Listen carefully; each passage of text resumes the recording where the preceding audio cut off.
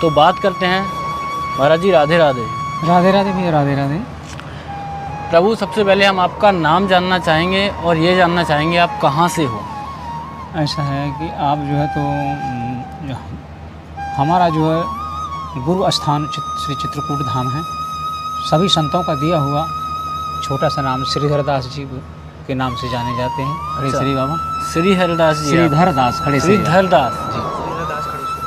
अच्छा, खड़ेश्वरी बाबा आपको इसीलिए कहते हैं क्योंकि आप बैठते नहीं हो, आप कठोर साधना पिछले 41 साल से कर रहे हो खड़े होके। हाँ, इसीलिए आपका खड़ेश्वरी बाबा के नाम से भी आप जाने जाते हो। हाँ जी, हाँ जी, हाँ जी। तो प्रभु, मैं एक चीज़ जानना चाहूँगा कि आप में ये साधना कहाँ से आई कि मैं प्रभु की खड़े होके ही तपस्या करूँ, यही कठोर साधना करूँ कि प्रभु मेरे पे रीझ हैं। मतलब ये किस तरह से आपके मन में विचार आया? ऐसा है कि देखिए, हमारे परंपरा ऋषियों में, मुनियों में, संतों में ये पहले से चला आ रहा है। राजा मनु शतरूपा हुए 27,000 वर्ष जो है तो भगवान की तपस्या के लिए खड़े रहे और साक्षात पारब्रह्म नारायण को प्राप्त किया। तो ये तो खड़ा रहना, फलाहार करना और जो है तो ये सब जो है तो हमारे संतों की देन है और ठाकुर जी की कृपा। तो प्रभु, आपकी अभी उम्र कितनी होगी? उम्र जो है तो 73 वर्ष, ये चैत से 73 वर्ष पूरा हो जाएगा। तो मतलब जब आप 32 या 33 साल के थे तब से आपने ये साधना करना शुरू कर दिया। हाँ जी। तो बाबा, मैं एक बड़ा कॉमन सा सवाल जानना चाहूँगा, अनेकों भक्तों का यही सवाल होगा कि जब आपने ये तपस्या शुरू की थी तो मतलब जैसा पहला दिन होता है, अगर जैसे मैं शुरू करूँ या कोई भी भक्त शुरू करे तो पहला दिन बड़ा ही कठोर दर्द होगा पैरों में। हाँ। मतलब वो चीज़ को आपने कैसे सहन किया? प्रभु ने कैसी शक्ति दी? कैसे आपने अपने दिमाग को डाइवर्ट किया? कैसे पॉसिबल हुआ ये सब? वो ऐसा होता है कि देखिए, दर्द तो सहन करने के लिए यदि ठाकुर जी के चरणों की कृपा हुई, बिना भगवान की कृपा के कुछ भी सहन नहीं कर सकता है। कृपा ठाकुर जी की, गुरु महाराज जी की हुई। देखिए, दर्द होता है, निद्रा आती है, सब कुछ आता है, लेकिन धीरे धीरे धीरे धीरे अभ्यास करते करते करते करते अभ्यास जो है और भगवान की कृपा आगे चलती है और अभ्यास जो है तो करते करते यहाँ तक पहुँच जाता है। दर्द होता है, पैर में सड़न होती है, गल जाते हैं, पैर फट जाते हैं, न जाने कितना ब्लड निकल जाता है शरीर से, नाना प्रकार की परिस्थितियाँ आती हैं, तो सबको सहन करना पड़ता है। क्योंकि ऐसा है कि संत बिटप सरिता गिरधनी, संत जो है तो इसी प्रकार होती है। जैसे वृक्ष तापमान सहता है, धूप सहता है, ठंडी सहता है, पृथ्वी नाना प्रकार के कष्ट सहती है, इसी प्रकार जो है संत बिटप सरिता गिरधनी, इनकर नाथ सहज जड़ करनी। तो इसलिए जो है तो इनकी ऐसी महिमा बताई गई है कि संत तो इसी प्रकार सहनशीलता के ही लिए होना चाहिए। तो जैसा कि आपने देखा, प्रभु के पैर देखे, वो सब पिछले 41 साल से खड़े हैं, बैठे नहीं हैं। सब उसी वजह से महाराज के पैर अभी इस समय ऐसे दिख रहे हैं जैसा कि अभी बाबा ने बताया। खून भी निकलता है, सड़न भी होती है, गलन भी होती है, पर वही है, सारी शक्ति प्रभु के द्वारा ही दी गई है। तो महाराज जी, क्या कभी पिछले 41 साल में ऐसा हुआ कि आप गलती से बैठ गए हो, अनजाने में बैठ गए हो? वो उसका कुछ ऐसा अभ्यास किया जाता है कि जैसे कि पहले जो है तो ये 10 दिन 11 दिन के लिए लिया जाता है। तो 11 दिन के लेने के बाद में उसका ये अनुभव हो जाता है कि हमें कई बार बैठ जाना है, कई बार, तो पहले उसका अभ्यास किया जाता है। अभ्यास किया जाता है कि धोखे में हम बैठ गए, तो क्योंकि हमारा 11 दिन का है ना, फिर 11 दिन के बाद हमें खड़े रहने का वो फिर परिपक्व 2 बार 4 बार बैठ जाता है धोखा से। इसके बाद में फिर जब 11 दिन 21 दिन पूरा हो गया, इसके बाद में फिर दोबारा संकल्प फिर हनुमान जी से फिर लिया जाता है, गुरु महाराज जी के चरणों से। हाँ, ऐसा होता है। तो महाराज जी, जैसे आप कभी यात्रा करते हो? हाँ जी। तो मतलब किस तरह से वो यात्रा होती है आपकी? क्योंकि आप तो बैठ नहीं सकते। हाँ, यात्रा बहुत तो विशेषतर ज़्यादा से ज़्यादा तादाद में पैदल चलना है। अच्छा। और जहाँ जाना कि अब हमें पहुँचना बहुत ज़रूरी है और विशेष ज़रूरी है पहुँचना, तो फिर बसों में जिसमें कि हम बस में या कर देते हैं, या और दूर देश जाना है तो फिर रेलगाड़ियों में खड़े खड़े हो रहना खड़ा है उसमें भी।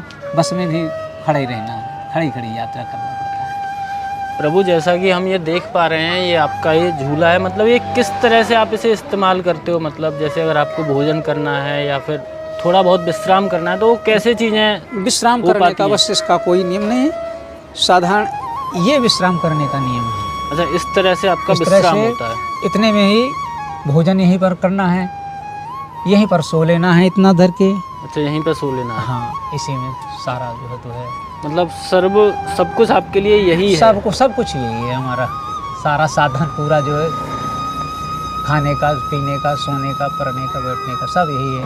यहीं पर पूजा करेंगे तो यहीं पर अपना रामचरितमानस है, गीता है, सुंदरकांड है, जो भी जितने पाठ पूजा करते हैं रोज के, वो पूजा नियम करते हैं। और इसके बाद में फिर जो है तो अब जैसे हमें धूना तपना है, तो धूना हमारा जो है तो खड़े खड़े गड्ढा बना, खड़ा ज़मीन में गड्ढा बनाया, फिर गड्ढा के चारों तरफ धूनी लगा ली, और फिर धूनी में कंडे लगा करके फिर खड़े खड़े वहाँ भी धूनी तपते हैं। सब कार्य खड़े खड़े मतलब, और महाराज जी से शौच इत्यादि, ये शौच इत्यादि ही सारे काम खड़े खड़े ही, सब कुछ खड़े होकर ही होता है। प्रभु कब तक का है ये आपका संकल्प? ये इसका कोई निश्चित नहीं है, ये तो अनिश्चित काल के लिए है, इसका कोई नियम और ना ही कोई किसी प्रकार का कोई किसी प्रकार की जीवन में कोई इच्छा है, ये भी अच्छा, कोई इच्छा भी नहीं है। कोई इच्छा भी नहीं है। केवल ये है कि अपना जो है केवल लक्ष्य, आज 10-15 वर्ष से गौवंश का पालन कर लिया हूँ, तो उन्हीं गौवंश के लिए केवल ये है कि भगवान ठाकुर जी की कृपा हो जाए तो गौवंश चलता रहे, गौओं की सानिधि बनी रहे और संत सेवा बनी रहे और ठाकुर जी की कृपा बनी रहे और अपने देश का कल्याण हो अपने। और महाराज जी सुहावन गिरते रहते हैं। तो बने रहिए आप साथ में, हम आपको दर्शन कराने वाले हैं महाराज जी की खप्पर धुनी। तो प्रभु जी, जो आप ये धुनी तपते हो, एक बार इसका हमें संपूर्ण विवरण बताएं कि यह किस तरह से प्रक्रिया होती है, फिर कैसे कैसे आप करते हो? संपूर्ण क्रिया इसकी ये होती है कि पहले स्टार्टिंग से जो है तो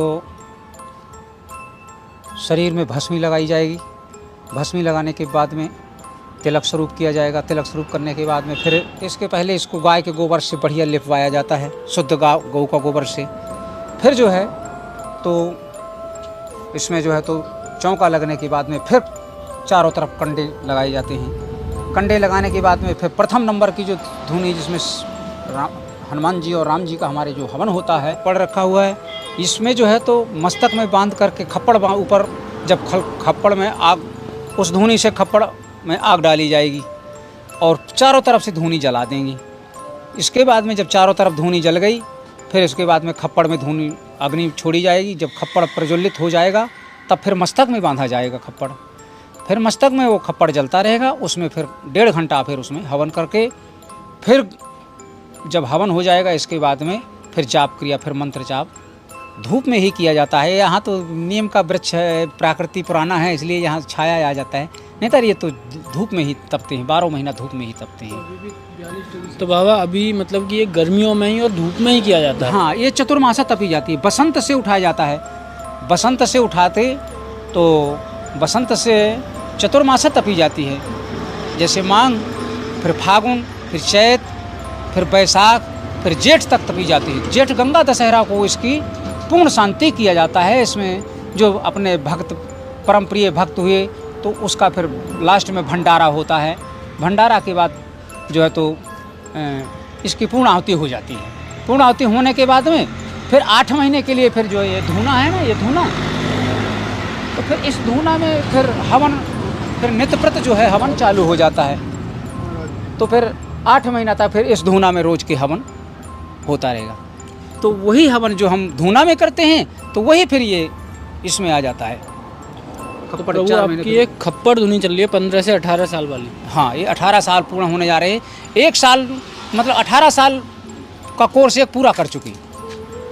18 साल का एक बार कर चुके हो, दोबारा से हो रहा है? दोबारा, हाँ, अब दोबारा चालू करके अब ये भी लास्ट चल रहा है, तो मतलब 2 साल बाकी रह गए, फिर 36 साल का कोर्स हो जाएगा। 18 दूना 36, मतलब 34 साल हो गए आपको ये करते हुए? हाँ, 34 वर्ष हो गए। 2 साल और तपेंगे। अब हमने डबल उठा लिया था कोट, नहीं तो अलग अलग उठाया जाता है, लेकिन हमने कोट धोनी और खप्पर धोनी साथ में ही उठा लिया था।